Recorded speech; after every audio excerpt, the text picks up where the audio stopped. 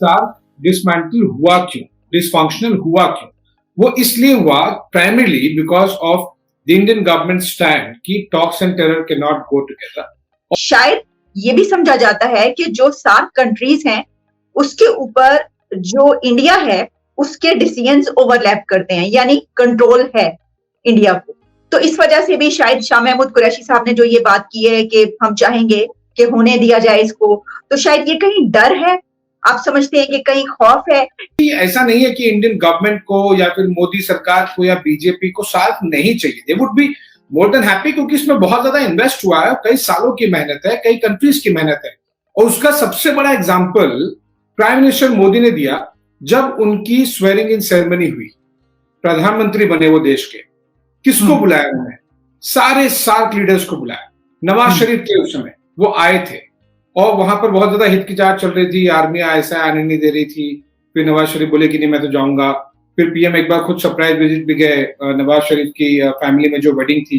तो अगर पाकिस्तानी गवर्नमेंट को लगता है कि वो कर सकते हैं इंडिया के बिना तो कर ले, बट प्रैक्टिकल रियलिटी है इंडिया के बिना सार्क इफेक्टिवली पॉसिबल नहीं है।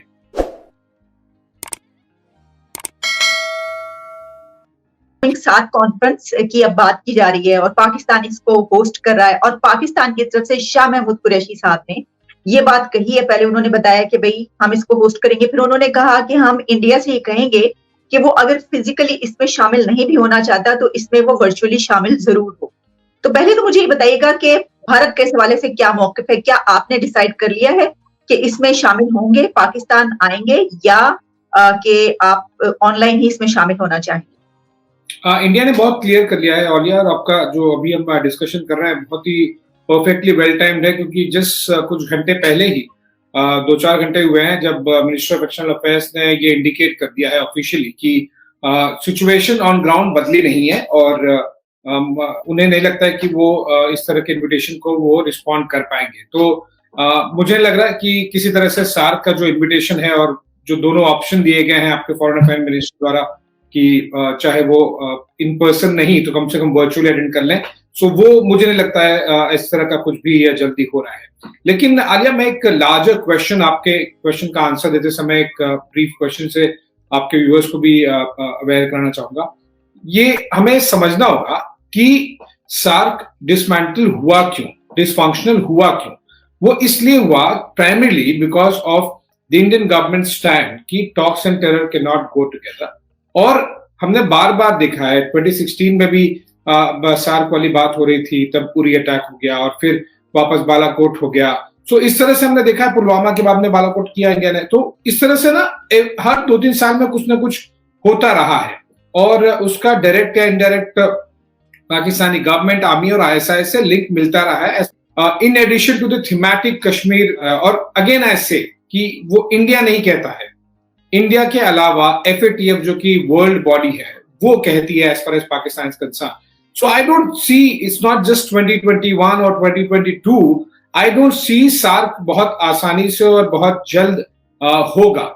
तो क्या आप समझते हैं कि, अच्छा एक और बात इसमें जो बहुत अहम है, इससे पहले कि मैं आपको सवाल आप तक पहुंचाऊं, वो ये है कि शायद ये भी समझा जाता है कि जो सार्क कंट्रीज हैं उसके ऊपर जो इंडिया है उसके डिसीजंस ओवरलैप करते हैं, यानी कंट्रोल है इंडिया को। तो इस वजह से भी शायद शाह महमूद कुरैशी साहब ने जो ये बात की है कि हम चाहेंगे कि होने दिया जाए इसको, तो शायद ये कहीं डर है, आप समझते हैं कि कहीं खौफ है कि ऐसा ना हो कि पाकिस्तान ये सार्क कॉन्फ्रेंस जो है उसके लिए होस्ट करने के लिए तैयार हो, कॉन्फ्रेंस होने लगे, लेकिन इंडिया की तरफ से कोई ऐसा इकदाम उठाया जाए जिस तरह आपने कहा कि आप ये समझते हैं कि एज सच इसकी कोई इंपॉर्टेंस इस वक्त नजर नहीं आ रही? देखिए, जैसा कि मैंने पहले आंसर में भी किया था कि इंडिया को बहुत ज्यादा ऐसा कुछ नुकसान होता हुआ बायलैटरल लेवल पर या फिर जो सार्क के मेंबर्स है दिखता नहीं है। वो बिम्स्टेक और बायलैटरल लेवल पे काफी ज्यादा सॉर्ट आउट हो रहा है। लेकिन जो खौफ वाली आपने बात कही, ऐसा है नहीं। क्या श्रीलंका पाकिस्तान के साथ किसी तरह के इकोनॉमिक या डिप्लोमेटिक रिलेशंस में नहीं है? क्या आपके क्रिकेट वाले रिलेशंस नहीं है? और भी बहुत सारी कंट्रीज हैं जो पाकिस्तान के साथ में बायलैटरल लेवल पर डील करती हैं। सो आई डोंट सी, अगर इंडिया का खौफ होगा तो फिर बायलैटरल भी बंद करवा दें हम, पर वो तो हो नहीं रहा है। और एक और बात आपको ध्यान देना होगा यार, देखिए ऐसा नहीं है कि इंडियन गवर्नमेंट को या फिर मोदी सरकार को या बीजेपी को सार्क नहीं चाहिए। They would be more than happy, क्योंकि इसमें बहुत ज्यादा इन्वेस्ट हुआ है, कई सालों की मेहनत है, कई कंट्रीज की मेहनत है। और उसका सबसे बड़ा एग्जाम्पल प्राइम मिनिस्टर मोदी ने दिया जब उनकी स्वेरिंग इन सेरेमनी हुई, प्रधानमंत्री बने वो देश के। किसको बुलाया उन्होंने? सारे सार्क लीडर्स को बुलाया। नवाज शरीफ थे उस समय, वो आए थे और वहां पर बहुत ज्यादा हिचकिचाहट चल रही थी, आर्मी ऐसा आने नहीं दे रही थी। फिर नवाज शरीफ बोले कि नहीं मैं तो जाऊंगा। फिर पीएम एक बार खुद सरप्राइज विजिट भी गए नवाज शरीफ की फैमिली में जो वेडिंग थी। सो इंडियन गवर्नमेंट ने बहुत क्लियर किया था कि Indian government would want SAARC a platform to flourish, but there is a larger issue, and that issue is not just related to India, that issue is related to the entire world. तो आपको नहीं कि क्या हमारी तरफ ऐसा कोई खौफ है कि हम ये समझते हैं कि अगर ऐसा कुछ हुआ और करवाने ये सार्क होने लगी तो भारत जो है वो हो सकता है कि कंट्रीज को मना कर दे कि वो ना आए, इस वजह से उन्होंने ये बात की हो कि भाई प्लीज इस तरह ना करें, आप होने दें और आप भी आए। नहीं तो कर ले। इंडियन गवर्नमेंट ने कब दूसरों को कहा है, कब दूसरों को मना किया है? आप कर लीजिए ना सार्क। ये डिफॉल्ट रियलिटी है Alia, and I don't want to sound like a India is like a big brother this thing, अगर वही एटीट्यूड होता तो वो नेपाल के साथ, बांग्लादेश, श्रीलंका, अफगानिस्तान, भूटान, बहुत सारे देशों के साथ दिखता, उन्हें उनमें से किसी को ऐसा लगता नहीं है। सो अगर पाकिस्तानी गवर्नमेंट को लगता है कि वो कर सकते हैं इंडिया के बिना तो कर ले, बट प्रैक्टिकल रियलिटी है इंडिया के बिना सार्क इफेक्टिवली पॉसिबल नहीं है, डिसफंक्शनल ही रहेगा। सो ये रियलिटी है। अब उसमें आप ये एलिगेशन लगाएं कि ये नहीं ये बोल देगा, ये बोल देगा, ऐसा नहीं है बॉस। सिंपल है, आपके पास क्या ये पावर है, क्या आपके पास वो लेवरेज और वेटेज है, क्या as a country Pakistan is respected by the other members of SAARC? If these things happen, I don't think Indian government अगर बोलेगी भी तो कोई कंट्री रुकेगी।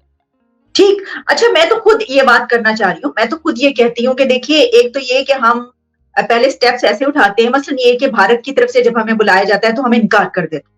अभी जो कॉन्फ्रेंस हुई उसके लिए जब इनविटेशन आया तो हमने इनकार कर दिया, हम नहीं गए। हमने तो अमेरिका को भी इनकार कर दिया, हम नहीं गए। और उसके बाद हम ये समझते हैं और हमारी ख्वाहिश ये होती है कि हम अगर कुछ करवाना चाहते हैं और भारत को इन्वाइट कर रहे हैं तो वो आए, और बेशक चले, अगर वो, क्योंकि हम नहीं गए थे तो हमें खदशा है कि वो भी नहीं आएगा, तो हम ये कहते हैं कि चले आप ऑनलाइन ही आ जाए। और चले अगर आप ऑनलाइन भी शरीक नहीं होना चाह रहे तो फिर आप कम से कम ऐसा करें कि ये कॉन्फ्रेंस होने दें, इसमें जो है कोई वो ना डाले। तो मैं तो खुद ये समझती हूँ कि भले देखिए तो सही कि आप कर क्या रहे हैं।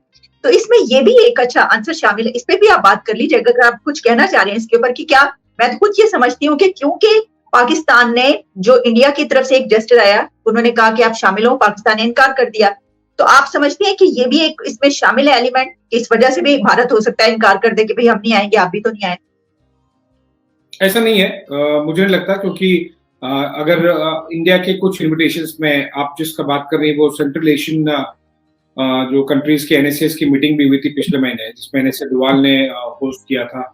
All of them called on prime minister Modi as well. So India के इन्विटेशन पे अगर आ जाए पाकिस्तान तो क्या हम अपना जो टेरर वाला टॉक एंड टेरर वाला जो स्टैंड है उसको डाइल्यूट कर देंगे? ऐसा नहीं मुझे लगता है, और ये पिछले 6-7 सालों में दिख गया है।